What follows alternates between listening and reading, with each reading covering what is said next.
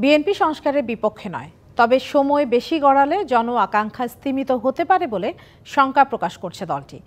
জাতীয় ঐকমত্য কমিশনের স্প্রেডশিটের সঙ্গে বিএনপির মূল প্রস্তাবনায় বিস্তর ফারাক করেছে বলে অভিযোগ এনেছে দলটি। ঐকমত্য কমিশনের সঙ্গে বৈঠকে এমন অবস্থানের কথা জানান দলটির নেতারা। আর কমিশনের সহ সভাপতি অধ্যাপক আলী রিয়াজ বলছেন, ভবিষ্যতে দেশের গণতন্ত্র যেন হোঁচট না খায় সেই ব্যবস্থাই করতে চায় ঐকমত্য কমিশন।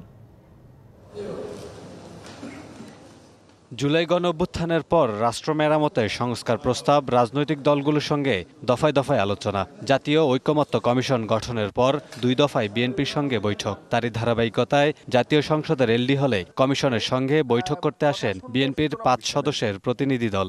নেতৃত্ব দেন স্থায়ী কমিটির সদস্য ব্যারিস্টার জমির উদ্দিন সরকার। আর কমিশনের সভাপতিত্ব করেন সহসভাপতি অধ্যাপক আলী রিয়াজ। সকাল 10:30টায় শুরু হওয়া বৈঠকে অংশ নেয় বিএনপির প্রতি কৃতজ্ঞতা প্রকাশ করেন জাতীয় ঐকমত্য কমিশনের সহসভাপতি আলী রিয়াজ। বলেন, গণতন্ত্র প্রতিষ্ঠায় জাতীয় সনদ তৈরি করতে চায় কমিশন। লড়াই সংগ্রাম বিভিন্নভাবে আমরা যুক্ত থেকেছি।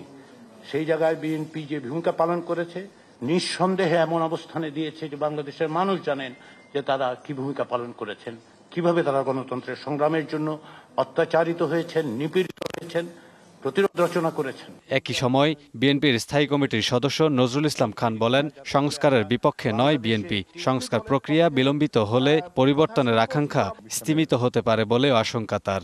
আমাদের তরুণ প্রজন্মের খুবই সাহসী ভূমিকা এবং সমগ্র জনগণের সমর্থনে জুলাই আগস্টের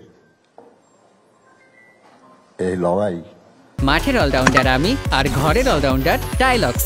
টাইলক্স টয়লেট ক্লিনার, ক্লিন মানেই টাইলক্স। আমরা বিজয়ী হয়েছি। এই কমিশনকে সহযোগিতা করছি, এই সরকারকে সহযোগিতা করছি সেই প্রত্যাশা নিয়েই। পরে দলটির স্থায়ী কমিটির আরেক সদস্য সালাউদ্দিন আহমেদ গণমাধ্যমে জানান, আলোচনা এখানেই শেষ নয়। অভিযোগ করেন, ঐকমত্য কমিশনের পক্ষ থেকে স্প্রেডশিট পাঠিয়ে বিভ্রান্ত করা হয়েছে।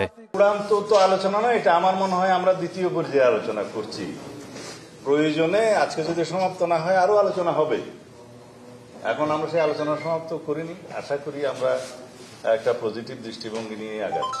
স্প্রেডশিট গুলো দিয়ে ওনারা আসলে এটা বিভ্রান্ত করেছেন আমাদের সবাইকে, বলতে গেলে মিসলিড হয়েছে, এটা দেওয়া উচিত হয়নি। জুনে শেষ হচ্ছে জাতীয় ঐকমত্য কমিশনের মেয়াদ। নির্দিষ্ট সময়ের মধ্যে রাজনৈতিক দলগুলোর ঐকমত্যের ভিত্তিতে জুলাই সনদ তৈরি করতে চায় এই commission. Kamrul Hasan, DBC news, Dhaka.